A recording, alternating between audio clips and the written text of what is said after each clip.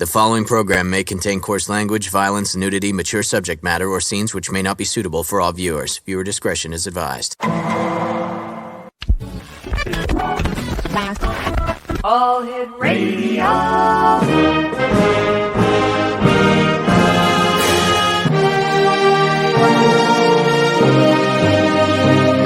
Welcome to the X Zone, a place where fact is fiction and fiction is reality. Now, here's your host, Rob McConnell.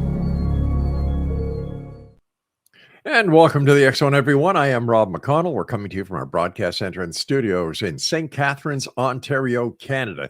And you're listening to us around the world tonight on the Talkstar Radio Network, Mutual Broadcast Network, X Zone Broadcast Network, and on Channel 54 on Simul TV.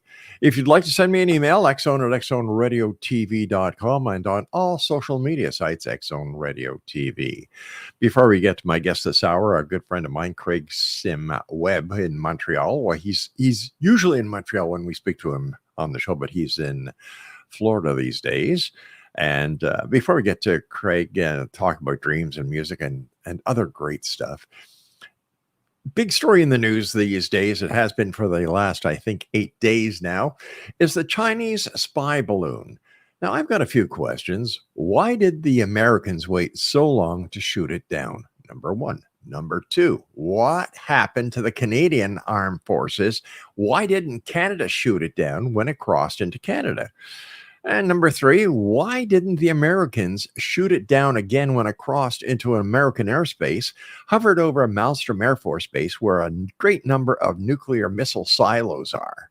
Why did they wait until it went over the Atlantic before they shot it down? Now, you've got to understand, during this 8-day period, it was gathering intelligence each and every second, day and night. And yet, we did nothing. Today, we find out that not only did we have the balloon that traversed from, China, Alaska, Canada, over the U.S., over the Atlantic, but there was also a balloon over Central America. Well, we knew this, okay? We knew this. But today, we found out there was also a balloon over Texas, as well as over Florida. Now, I looked at this and I said, Now, going back to the 70s, there was a story about a UFO that paralyzed missile silos at Malmstrom Air Force Base, as reported by Captain Robert Salas. Here we are looking at a Chinese balloon hovering over Malmstrom Air Force Base in the year 2023, and nobody does a damn thing about it. Okay. But here we've got two other balloons, one over Texas, Houston, as a matter of fact, one over Florida near Kennedy Space Center. And in Houston is the Johnson Space Center. Of course, everybody knows about the Kennedy Space Center, Cape Canaveral. Nobody did anything about it. What are we afraid of with the Chinese? Come on. If it was anybody else, we would have shot them down. But why are we playing, we got to be nice to the Chinese? It doesn't work like that, guys. They violated Canadian airspace. They violated U.S. airspace. And we didn't shoot them down until 8 days later, after they'd gathered enough intelligence. Brings me to another possibility. Is there a connection with the spreading of the COVID disease that nobody really knew how it got all over the place, and the possibility of these Chinese balloons? I think it's possible. And what are we seeing? Are we actually seeing proof that Roswell, New Mexico was not a crashed UFO, but in fact, either a Japanese Fugo or a Chinese balloon? Because some of the pictures that were drawn by the witnesses of the crash at Roswell and the retrieval of the alien or so-called alien entities, they look Oriental to me. And we're going to have all this information in this coming edition of the X Chronicles newspaper, which is released later on this week. Oh, I don't understand it, Exo Nation. My wife says, Rob, why don't you run for politics? It's very simple. I'd be assassinated before I even got elected. That's the way it is. You tell the truth, nobody wants to hear it. And if you keep pushing the truth, they try and shut you up. And if you succeed in still going after that, well, look at what happened to John F. Kennedy. I'm not saying that he did anything wrong. In fact, I have a lot of respect for the late president. But he was a man of action, not only of words, but of action. All right, let's get to our guest, Craig, Master Control. Craig Simweb is a guest that we've had on the show many times. We talk about dreams. We talk about music. We talk about Crescent Street in Montreal. We talk about the good old days in Montreal. And Craig, welcome back. Always great having you on the show. Rob. And to you, a very happy New Year. Oh, yes. And for all those who have New Year's dreams, we can draw the link between the sleeping dreams and the dreams we have for our future, for our life. How many different types of dreams are there, Craig? Well, that same word gets used by people for nighttime dreams, daydreams, maybe. Depends. Mm-hmm. Some people call movies dreams, a 3D moving picture or a 2D. And then, of course, the ones that we just mentioned, maybe your dreams for 2023 or for your life or some longer. And there's a link here. The link is often those big calling kind of urges or wishes we have for our future, our hopes, our goals. Yeah. Those are seated directly, the DNA, like the initial motivation, in our nighttime dreams. So that's an interesting link not too many people draw. Craig, do we know what the physiology behind a dream is? Like why we dream, how we dream? Yeah, more and more is being revealed now. So there's definitely a lot of sort of what's going on during sleep. The why is always a little bit more open to interpretation. One thing that's been proven for quite some time is learning, or increased physical skill learning. I actually talk about that quite a bit in my book. A lot of artists learn physical musician skills. Not just talking creative inspirations, but actual like skills. Example, 25-time Grammy winner Vladimir Horowitz. Maybe not too many people know, but very famous Russian pianist. Actually dreamt often very complicated fingerings to get the piano right. And probably was training his playing right at night. So learning is a big one. Obviously health, rebalancing our system.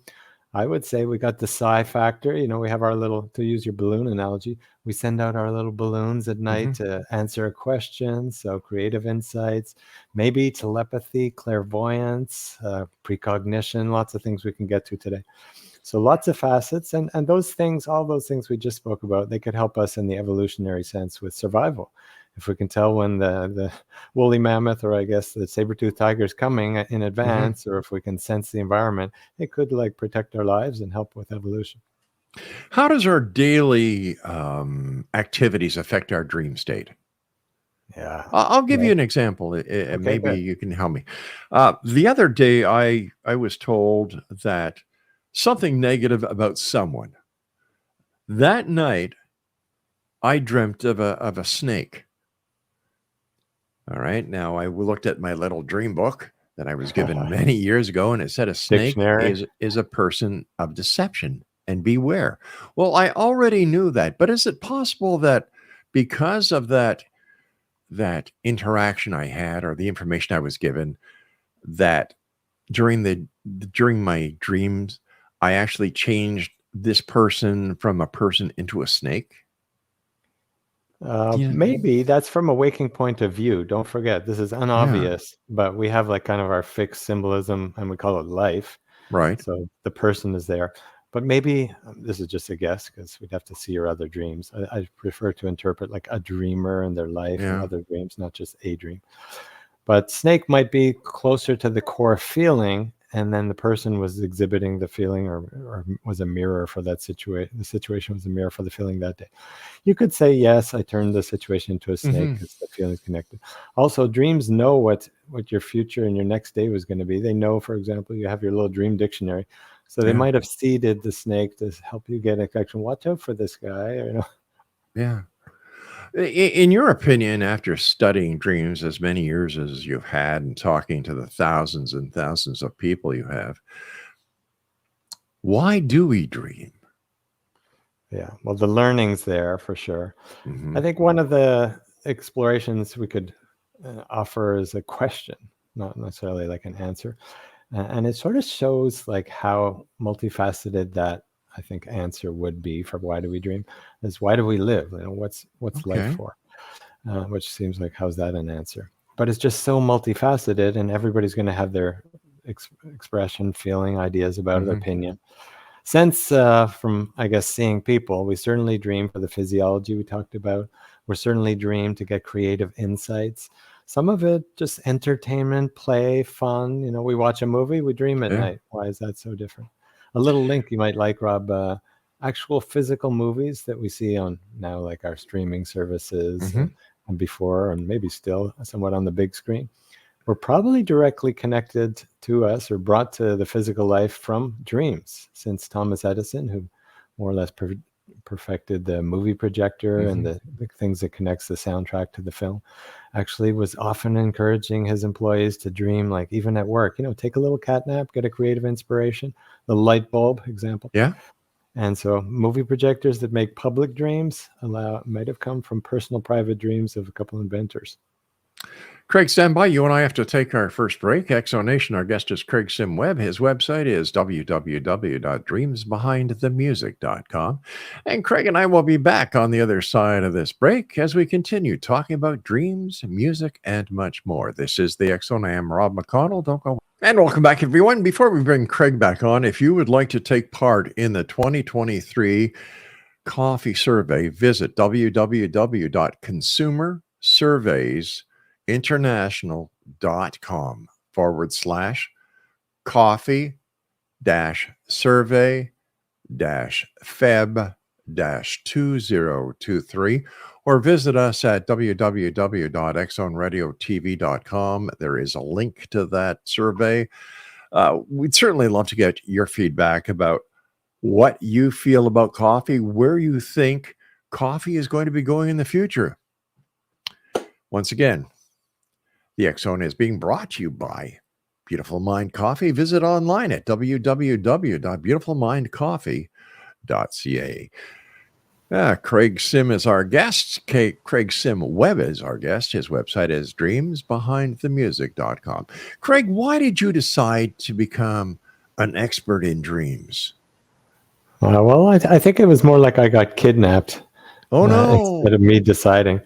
I use it as a little bit of a metaphor, but, I think you might know my story. I'm a good, let's say, good-natured and pretty official objective physicist, studying physics, scientist here. And it's not so much like I was exploring it. I really was a scientist in my identity.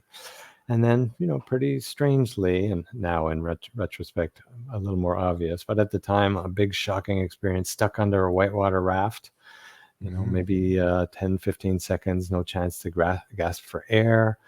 Then cut to rafted the rest of the day, kind of as normal, near drowning, a moment when I thought, wow, this is it, I'm dying.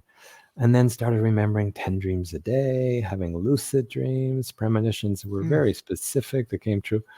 And so I guess I expanded and started exploring. And there probably was a moment, though, you're right, Rob, because I did a lot of research, ended up at the Stanford lucid dreaming research that brought lucid dreaming to the world. And then came back to Canada and said, wow, how could I get some of this research and maybe some of the knowledge that I've had out to the world more?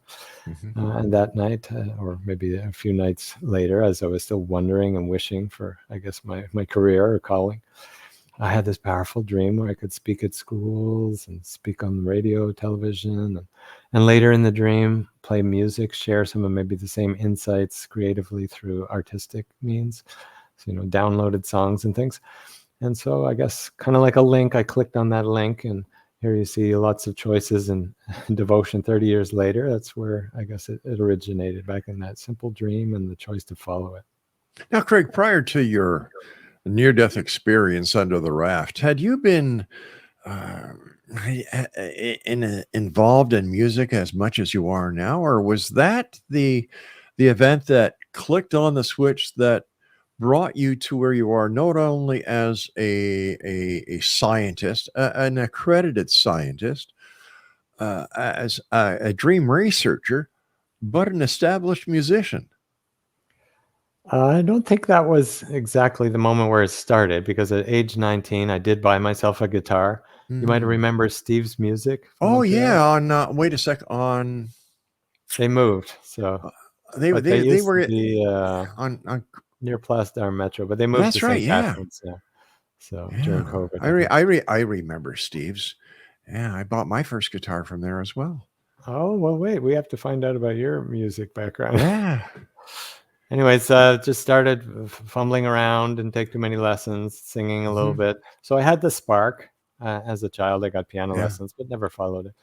But then when I started, having these dreams, and then later music dreams, and I guess this enjoying music a whole bunch, I said, okay, maybe we'll put two and two together. And then I think, as I said a few minutes ago, I had this calling dream that said, Right. you could share music around the world and feel this incredible joy, like tears on my pillow waking up, like a real Wow. calling vision. I said, okay, so here we go. Slowly but surely, increase your skills, get the connections, get your experience. And I guess bridging left brain and right brain. So I think it probably came because I was so far into like physicist and like objective science and have to prove it, that later on in life now more and more include some of the art, some of the freedom, some of the lightness, maybe the same experiences or same like principles being used, but coming out in a more easily digestible form, which is also a little bit more enjoyable, not quite as dry as paper, text, research, but both go together really well because I'm researching musical dreams. Here's an interesting thing you might like about the research, because I know you kind of like the science side. Sure. 6 out of 7 of the people in my first pilot study for, how easy is it to dream music from other people, just actually on the first night that they gave themselves a suggestion, in other words, they slept on it, seeing if they could have a musical dream. 6 out of 7 had dreams. 2 of them had 3 musical dreams. They had all of them. 6 out of 7 had musical dreams. And then within, I think, a week, by the end of the week, the 7th person had a musical dream. And, I think one had 3 years prior musical dream, the other one sometime in childhood, and the other 5, none. So I was like, wow, that's high. That's 100% statistic. That's like unbelievable statistics. So checked it out more and more and saw, at least anecdotally now, it's kind of like an on button. Soundtrack on here, just maybe like my muted mic a little bit earlier. Just got to press the unmute button and you get a soundtrack of music. Have you ever had musical dreams? Yeah, I used to have a lot more of them when I was younger. Yeah. When you had your guitar. Yeah, when I used to play, yeah. I actually played in one of the very first Beatle clone bands in Quebec called the Cell Beat. I bought my first Rickenbacker guitar from Steve's. I bought a Vox amplifier from Steve's. Okay, nice. And I over the years I had the pleasure of playing with Gordon Lightfoot, Leonard Cohen, BJ Thomas. I jammed with him in Hamilton when he played out of the bar I used to own. Peter Noon. I've always loved music. Because so there's a fit for the musical dreams earlier on, right? Yes, you're focused on it, you're interested. Now it's a little more past. But it's different. And that brings me to a question, Craig. Based on what is going on in the world, do our dreams change? And do our dreams change as we get older? Yes, and more, I would say. So let's say we change. Of course, dreams are going to change with our interests. You just we sort of pointed to it with your music dreams.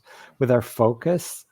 So if we get really focused on something, one night we could just have a dream on it. I'm sure you slept on a problem or a question you had. So there we can see that our dreams go. But in larger sense, as we develop arcs to our life, to our lessons, to our relationships, we'll see arcs to our dreams. We'll see cycles. There's pretty clear 35-day or somewhere around a month cycles to like lots of recall, little bit of recall. Have you noticed that? Yes. Like clearer, vivid, and then almost none. So there's lots of things that show up. And then certainly you can start to use these principles consciously. In other words, intend or focus on a certain topic, watch a video of, let's say you're a creative artist, watch a video of that art before sleep, or a business person, watch a documentary or maybe a Tony Robbins or something before sleep. And you'll see the dreams kind of hop on the bandwagon and they'll go on the topic. Kind of like I call it mental or thought momentum. And dreams are sort of deeper thoughts. So of course it's a fit.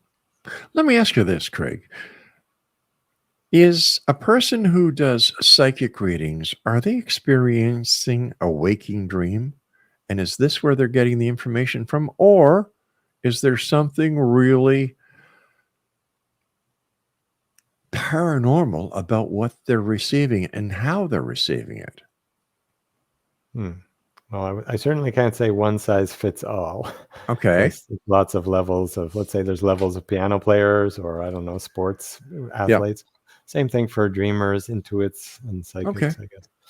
I would say definitely some are tapping something like an inner net. That's an analogy I use to the internet, but they're tapping inside info, intuition, maybe clairvoyance, clairaudience, remote viewing, sometimes across time. Obviously, they can tune into our past, which, we can remember things, but maybe they'll tune into future events quite accurately.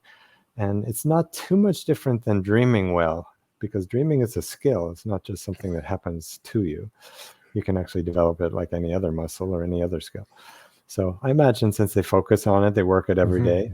Many, probably not all, but many start developing that skill more and more. And some are really probably super expert. Have you had any that surprised you, like a psychic reading or anything? You know what? Doing the show for the last 33, 34 years, I've had so many psychic readings, and not one of them were remotely close. Oh, well, we got to get you a psychic sidekick.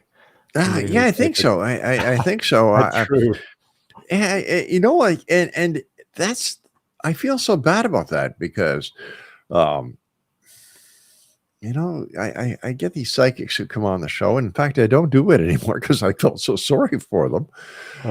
They come on air and they say, well, let me give you a reading so all your listeners can understand how good I am.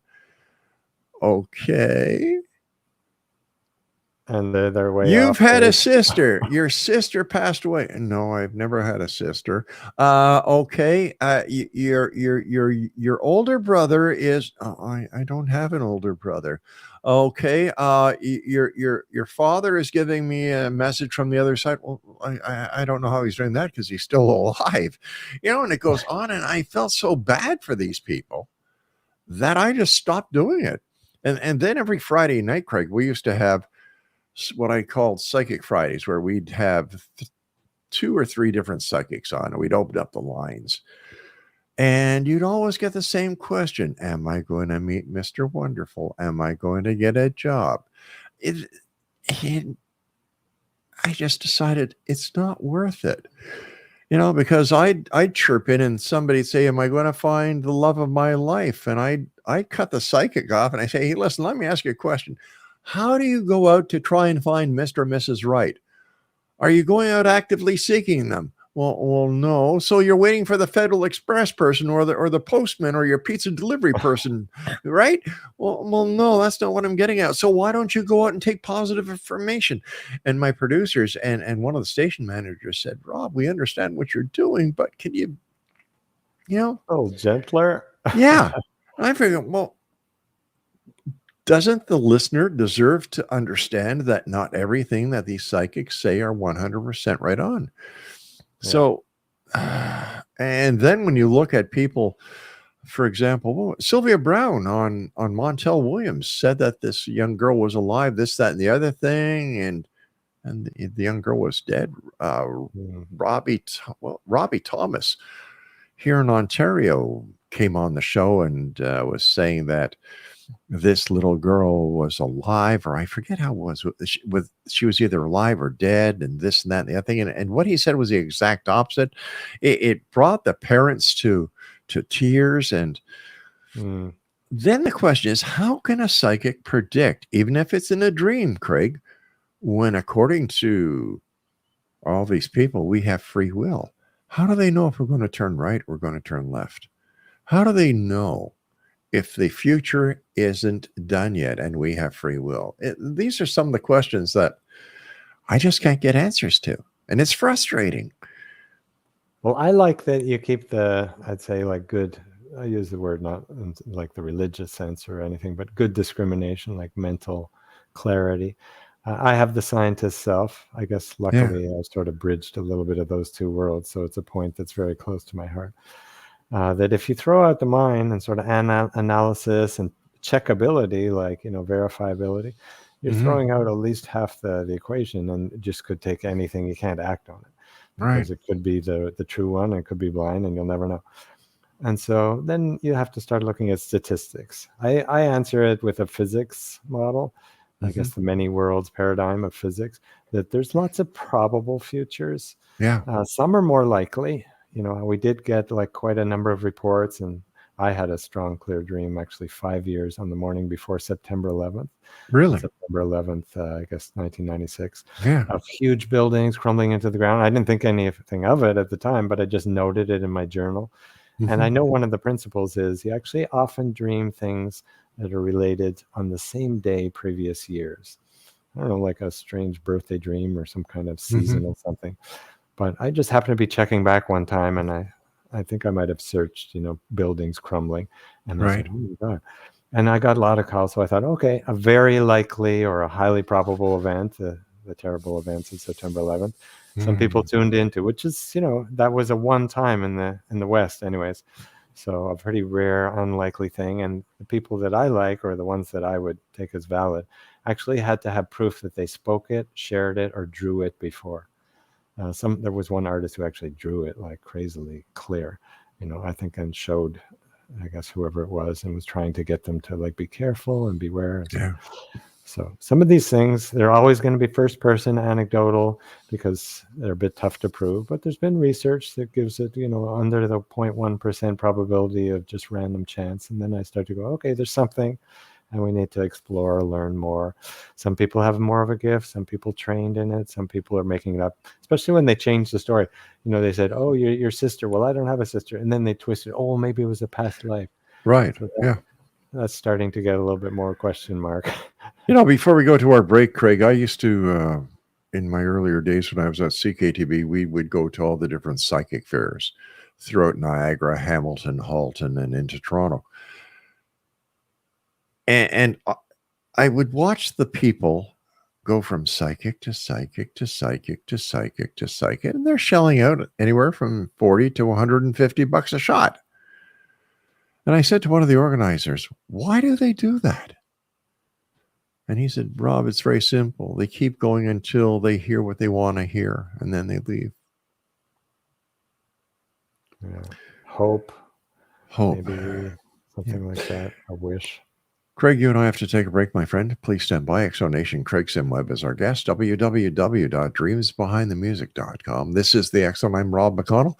And for all the different shows that we have here on the X Zone Broadcast Network, let me see. We have Gulda Wieka on Mission Evolution. We have Kevin Randall on a different perspective. Coming back, Larry Lawson and Paranormal Stakeout. And they're just some of the programs we have. All the programs that we have that have been aired or are airing, including some of the editions of the X Zone TV show, they're available for you free, without any hitches, without anything. You don't have to dream about getting it. All you need to do is go to www.xzbn.net. We'll be back on the other side. And welcome back, everyone. Our good friend Craig Simweb is with us. www.dreamsbehindthemusic.com. Craig, how did your dreams influence your music? Well, first off, I started dreaming the actual creative inspirations. Some of my songs have. I started noting also what I call musical archetypes. We have some pretty common or maybe semi-universal symbols of falling, flying, chase dreams. I'm sure you've had those, listeners. Yeah, sure have. So I postulated, I didn't know, I imagined there must be some archetypes that are musical too, just like there's visual or plot archetypes. And it turns out that there are, and sort of recurring melody themes or timings, or maybe the moods.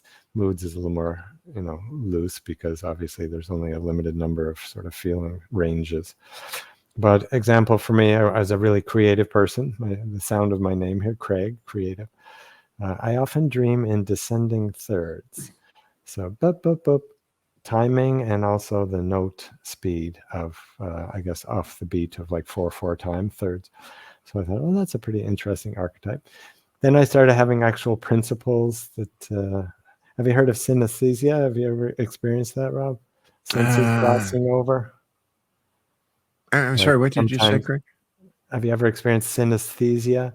Senses crossing over, sometimes like many of the artists I write about, and and interviewed actually Give me an see example. sound.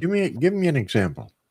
Okay, well, Beyonce, I guess many of the listeners know this pretty famous artist here, actually wrote her whole visual album because she sees sound and music. That's why Oh, she okay. called it the visual album.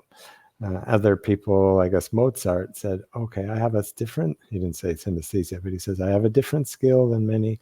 I actually see an entire composition finished in its whole entirety, even though later I have to play the parts over time separately and get write out all the parts. But I see and hear it and feel it all at once. So interesting kind of inner skills. And some of these things were coming as principles to me. I started seeing sound and music united on different sides of a coin. One principle that I liked was actual artists, that I was starting to write about would reach out, or I'd able to connect with them. So somehow people are tuning in a little bit to the work I was doing. And some of those things affect my own music too. I think probably the most obvious one we spoke about before that I learned more from other artists is I could start to do fingerings, or because I play guitar, or let's say some artists, they sing or learn how to do, the Bee Gees, a pretty big hit band, a little passe. Yeah. But the whole falsetto sound of singing like high voice, that actually came because of a dream inspiration and training that high falsetto. Really? I thought it was because his underwear was way too tight. Oh, well, that was the other postulated theory. So we'll have to double check it. Staying alive. Yeah. Just like that, though. Yeah. So that's the other theory, and I probably should include that in my book too. I know that John Lennon talked about getting a lot of the ideas for his songs in his dreams. The Beatles that during recording sessions, that there would be times when something just wasn't clicking, and he would just take a little nap, and he would wake up with the inspiration, and that's where the inspiration for Nowhere Man came from, was a dream in the recording session that they were having at EMI Studios with George Martin. He's a real nowhere man. Am I allowed singing now? Because you did. Yeah, of course. Okay, great. You're my guest. Also, dream number 9, by the way, interesting symbolism. 9, the actual number and universal symbol that we all know, is often connected with dreams. Yeah. So that dream number 9 came in a dream to Lennon, Nowhere Man. And also, this is less known. I'm trying to get the message out there. It's like a calling dream. So some are musical, but this is more like life calling, or maybe a career path dream. That McCartney, Sir McCartney, would often have a dream of digging up a tin can in the backyard. Recurring childhood, I guess maybe young, early teen years. And then all of a sudden, he's working with John Lennon, first few like recording sessions, or I guess not even recording, first few songwriting sessions. And then Lennon just tells, I had the strangest dream this morning. Yeah, I was digging up a can in my backyard, and it was gold coins. So no tin can and like dirt and messy rust. And McCartney said, that's really weird, because I have this recurring dream. And this morning, first time ever, I dreamt of gold coins, digging it up. And he kind of adds a little footnote to say, I guess you could say that us both having the dream suggested an interesting mutual collaboration that did pay lots of gold later. I think he's worth $500 million or something. So. Yeah, talk about musicians. I think that everybody. I remember watching the Beatles on the Ed Sullivan Show. Yeah, live, like the original. Yeah, going way back. When Nice. TV was something called black and white. Everybody would gather around. Yeah, and mom and dad and all the relatives, all the aunts and uncles would sit on the couch, and all the kids would sit on the floor. Oh my! We're gonna have to carbon date you. Yeah. Oh, geez, don't do that. Hey, listen. Yes, I will say it is true that I went out with Wilma Flintstone before Fred did. Well, we won't bring Barney into this. Barney was interested in threesomes. That's why I got out of the picture. Yeah. Oh, that was a disclaimer at the start of the show. Now I get it. It doesn't say coarse language from the host. No. Oh my goodness. Can people communicate with each other in dreams? Yeah, definitely. And this is nice, because I like when something is verifiable. So one example, this is anecdotal, and a little more statistical has been done. But anecdotal is one of my star students who was, moving along pretty good after a few years of training with me. Said, okay, I want to meet this other student in the dream. He picked the name, but didn't know anything about them. I mean, they'd been in classes together, but didn't know Right. like where they lived, maybe the city, but that's about it. So he said, okay, I kind of turned my hand on the doorknob in the dream, realized, oh my gosh, this is a dream doorknob. I don't quite know how that came to him, but anyways, he Right. became conscious, lucid in the dream, started flying up in the clouds and said, oh yeah, I wanted to go visit this. And they gave permission. So I wanted to go visit Mika. So he kind of set the intention, I guess. He didn't have a GPS in the dream. But let's say a conscious dream where he's now guiding it. He's lucid. Mhm. He flies through the sky and lands somewhere near San Francisco because he kind of knew San Francisco. And he meets this Asian gentleman. Oh, interesting. And the old gentleman's talking to him a little bit. And then he sees this specific street sign, which I can't give, but let's just say it started with 4 letters that he Right. named. And then the Asian gentleman said, oh, yes, if you go down the street, and kind of gave the final directions. Mhm. So he flew down the street, saw the number 2 clearly on the apartment door, or I guess Right. the house door, knocked in. And I won't get into the whole story, but there's about 4 or 5 other facts that are pretty specific that he later privately, I made sure it was private without talking to each other, related to me. I checked with the other person who was in dream class. And she said, well, that's interesting. My father is an Asian gentleman because I'm from Japan.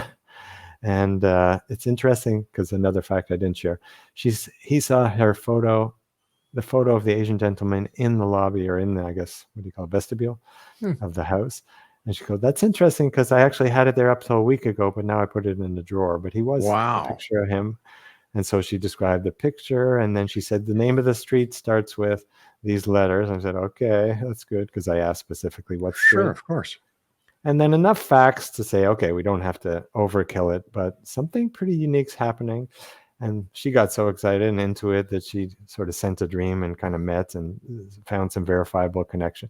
Let's say there's, a Skype, a StreamYard, a Zoom in waking life. Why wouldn't there be an inner equivalent? We can somehow connect with people off the radar using inner senses, maybe something like that we can check later in life and get a little bit of trust in our intuition. Anything is possible.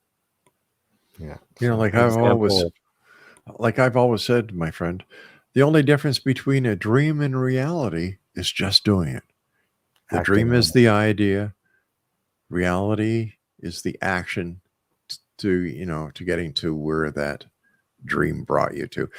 Craig, we've got to take our final break, my friend. Please stand by. And Exo Nation, Craig Sim-Webb is our special guest. Hey, Craig, do you have any of your music on CD, or is there a place where our viewers and listeners can go to listen to your music? Absolutely. It's on most of the streaming sites. I think a popular one now is Spotify, Apple Music, Amazon Music. So just look up my name and you can find some of that. Would you mind if we took some of your music and made it available to our listeners? Depends which one. The clips. I think if you see, I sent you a link to the clips. Those are okay. You can use it. I think I've used it for bumper music, but full songs, I prefer that people kind of get it from the source so that it doesn't get too modified out there. Oh, no, we wouldn't want anybody to modify it. We don't want that. But any clips, sure. Yeah, all right, get super. People inspired for what they can find in their own dreams. All right, please send me those clips again. And Exo Nation, our guest this hour is Craig Sim-Webb, www.dreamsbehindthemusic.com. I'm Rob McConnell. We'll be back as we wrap up this hour here in the X Zone from our broadcast center and studios in St. Catharines, Ontario, Canada. Don't go away, my friend. And welcome back, everyone. Just a few programming notes before we get back to our guest, our friend Craig Sim-Webb. Larry Lawson, Paranormal Stakeout returns to the X Zone starting in March. I had the opportunity of speaking to Kevin Randall, A Different Perspective. He's going to be doing some specials that we are going to be broadcasting as soon as we get them.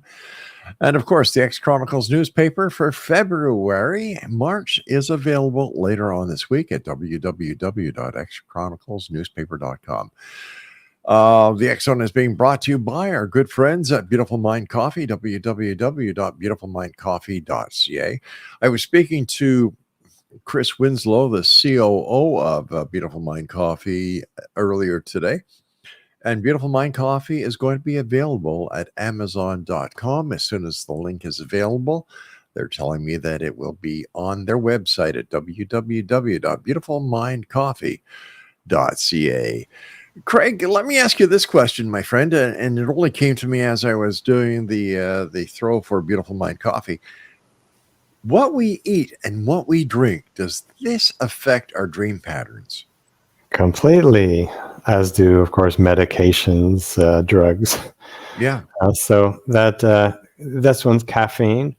I think most people are pretty aware, don't have the caffeine before sleep, unless maybe in tiny doses you're doing like a wake sleep experiment. You want to have very like kind of interrupted sleep, not every night. But in all fairness, I must tell you that Beautiful Mind Coffee has maca. It has decaffeinated green tea extract, and it has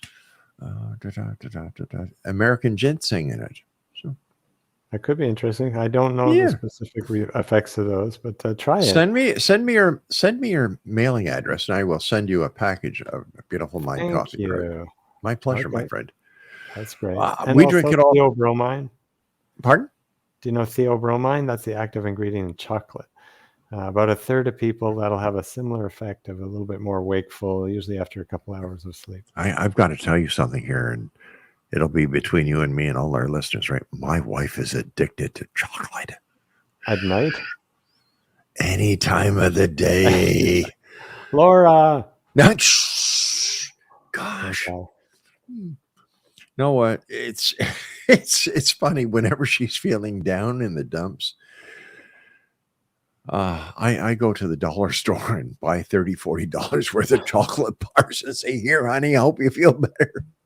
Well, it activates, I think, the same brain center as the love does. So maybe there's a filler, a wish fulfillment response there. Yeah, it's how does the different foods we eat affect our dreams? Body chemistry, basic body chemistry. Yeah, just think if a medication affects it, food in a way is a light medication. I can understand a medication affecting a dream, but and our sleep cycle. Any mother will tell you breast milk is great for having their child go to sleep. Tryptophan. If you isolate the ingredient or the element, it's more or less like a drug. So, like different things will have different effects on our whole physiology. You space out after a big meal, it doesn't really matter what it was. So you'll start to see the specifics. I don't know. Experiment. It's not universal usually. A turkey dinner kind of does it for me. Give me a turkey dinner, and then a half hour later, give me my old beautiful chair in the living room, and I'm happy. And have you ever noticed any nightmares or upsetting dreams after different foods? No. Well, just give me a second. Let me think about that. As you know, I've got MS. And there are times when after I had just been diagnosed with MS, they had me on different medications to try and see what would work best with me. And I'll tell you, some of those drugs that I was given, holy shit. Talk about nightmares, my friend.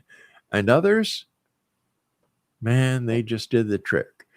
So when we went through and we were working with the team of doctors that I had working with me way back then, the nightmare dreams, the medications were taken off the shelf, taken off the list right away. But the ones that would bring peace, serenity, as well as doing what they were supposed to do as far as physiological. Yeah. They maintained, and thank goodness since 1980 I've been able to get myself into remission a lot of the time. Thank goodness. That trigger the relapses and getting out of the remission, but could be so maybe like body wisdom, it's saying nightmare is a simple signal. This ain't good stuff. Don't take it. That's right. That's right, and I believe in that 100%. Time goes by so fast when we're with you, Craig. I want to thank you so much for joining us. It's always a great pleasure having you here. Excellent. And fun.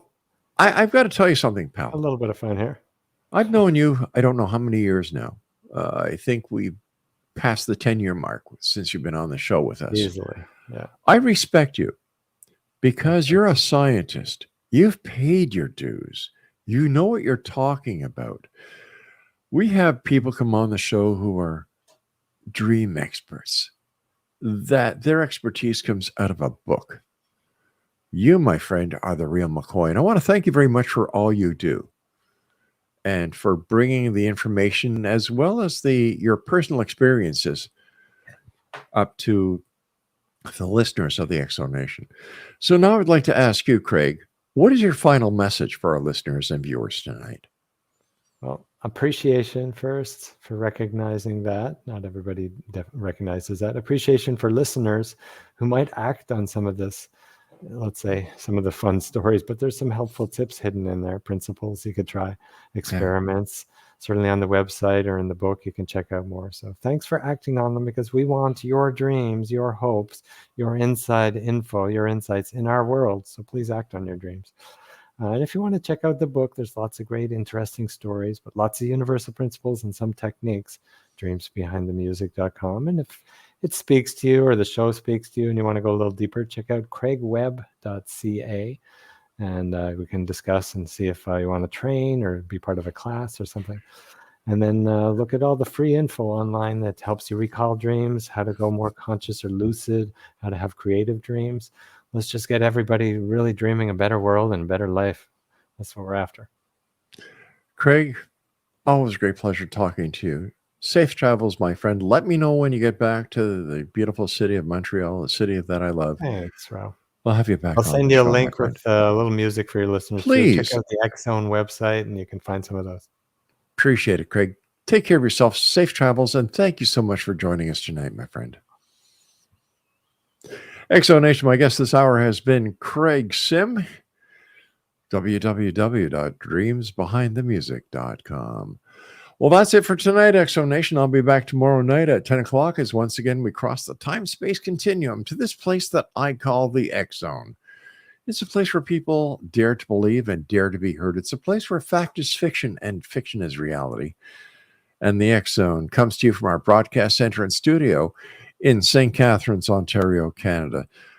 To Craig West, my studio producer, thank you. Mac Alexander, the director of programming for REL-MAR McConnell Media Company and all our broadcast affiliates. And a special thank you to my wife, my best friend, Laura Rogers, who is the senior executive producer of this show. Thank you for all you do. Thank you for your support. And Exo Nation, I want you to remember one thing. Always keep your eyes to the sky and your heart to the light. Good night, everyone.